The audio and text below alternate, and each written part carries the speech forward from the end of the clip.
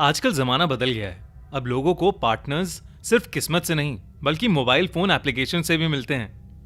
Mostly लोग Tinder का इस्तेमाल करते हैं। स्टेसी भी इन्हीं में से एक थी। स्टेसी की टिंडर पर प्रोफाइल उसकी बेस्ट फ्रेंड सोफिया ने बनाई थी। स्टेसी को ऑनलाइन लोगों से मिलने का कॉन्सेप्ट बिल्कुल पसंद नहीं था, पर पैंडेमिक के चलते उसके पास और कोई ऑप्शन बचा ही नहीं।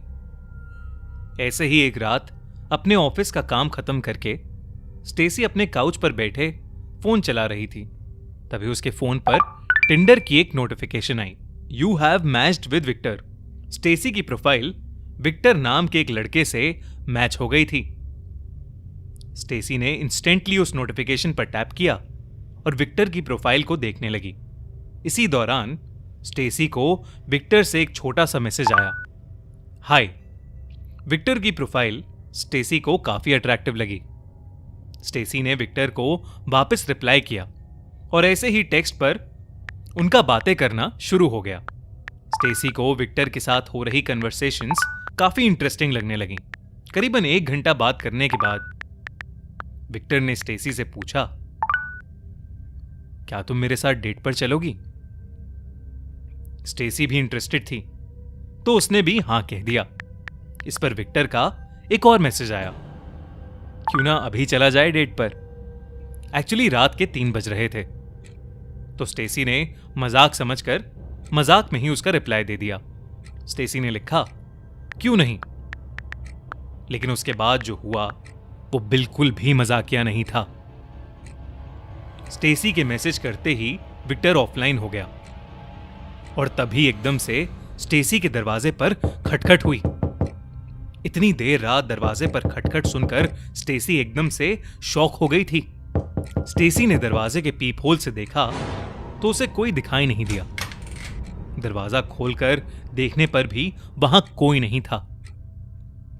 उसी वक्त स्टेसी के फोन पर एक और नोटिफिकेशन आई।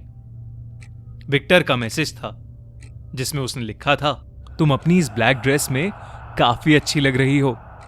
यह पढ़कर स्टेसी के चेहरे का रंग मानो उड़ सा गया। वो घबराहट में इधर उधर देखने लगी, लेकिन वहां दूर दूर तक कोई नहीं था। दरवाजे को जोर से बंद करके वो अपने घर में वापस आ गई। तभी विक्टर का फिर से मैसेज आया, डरो मत, मैं तो बस तुम्हारी तारीफ कर रहा था। स्टेसी को अब यह सब थोड़ा अजीब लगने लगा था। उसने विक्टर को मैसेज करके पूछा कि उसे उसकी ड्रेस का कलर कैसे पता चला, लेकिन विक्टर ने इस बात का कोई जवाब नहीं दिया। स्टेसी को यह सब बहुत शेडी सा लगने लगा और इसीलिए उसने अपना फोन ऑफ कर दिया और काउच पर ही लेट गई। मगर कुछ ही सेकंड्स बाद स्टेसी के फोन पर फिर से एक नोटिफिकेशन आई। स्टेसी बुरी तरह सहम गई क्योंकि उसने अभी अपना फोन ऑफ किया था तो उस पर नोटिफिकेशन आना इम्पॉसिबल था। फोन चेक करने पर उसने देखा कि विक्टर ने उसे मैसेज किया था, मैंने अभी सोने की परमिशन नहीं दी है तुम्हें। स्टेसी के पढ़ते ही स्टेसी के घर की बेल जोर जोर से बजने लगी। इतना ही नहीं, उसके घर की लाइट्स फ्लिकर होना शुरू हो गईं।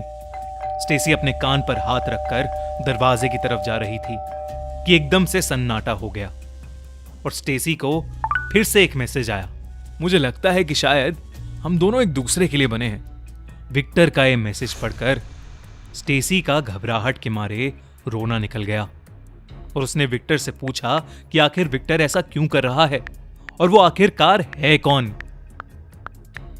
कुछ देर तक कोई रिप्लाई नहीं आया, लेकिन फिर एक मैसेज आया, मुझे लगता है कि मैं तुमसे प्यार करने लगा हूं। क्या तुम भी मुझसे प्यार करती हो?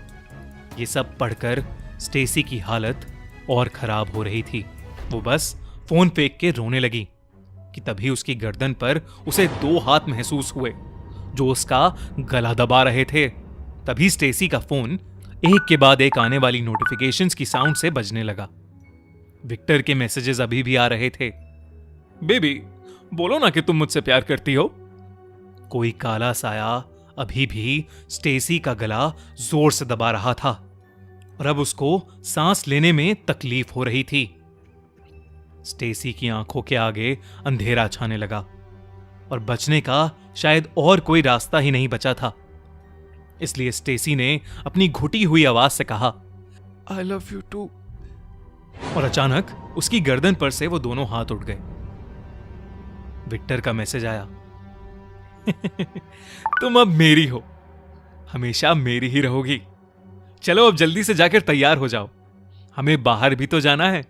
विक्टर के फोन पर आते मैसेजेस से स्टेसी की सांसें और तेज होने लगी थीं। उसे समझ में नहीं आ रहा था कि उसके साथ ये सब क्या हो रहा है। स्टेसी अब इतनी ज्यादा सहम चुकी थी कि वो विक्टर की सारी बातें मानने लगी।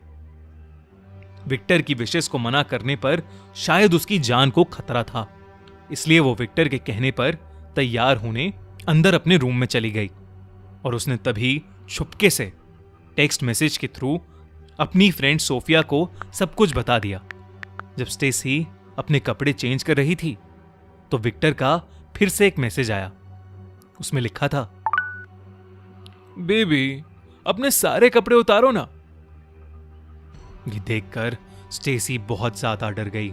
पहले तो वो अपनी ड्रेस उतारने लगी, लेकिन फिर उसका बहुत तेज रोना छूट गया और उसने फ्रस्ट्रेशन में अपना फोन जमीन पर फेंका।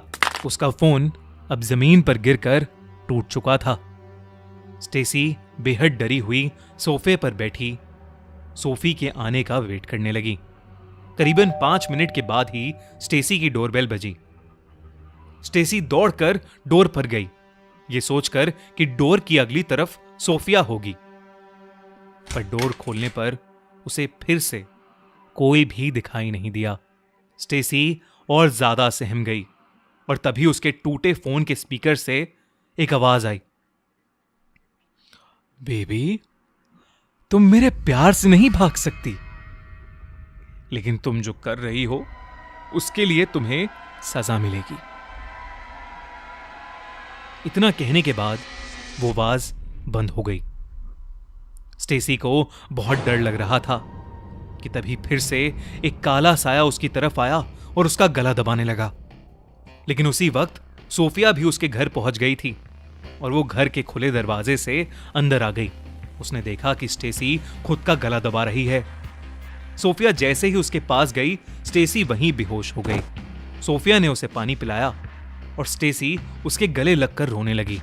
सोफिया के आने के बाद स्टेसी के साथ हो रही अजीब घटनाएं बंद हो गई थीं। अगली सुबह स्टेसी ने पुलिस को अपने साथ हुई घटना सुनाई। जब पुलिस ने टिंडर के रिकॉर्ड चेक किए तो पुलिस को वहां स्टेसी के फोन वाले विक्टर का कोई नामो निशान ही नहीं मिला। स्टेसी को हर कोई यही समझाने लगा कि शायद ये सब उसके मन का वहम था,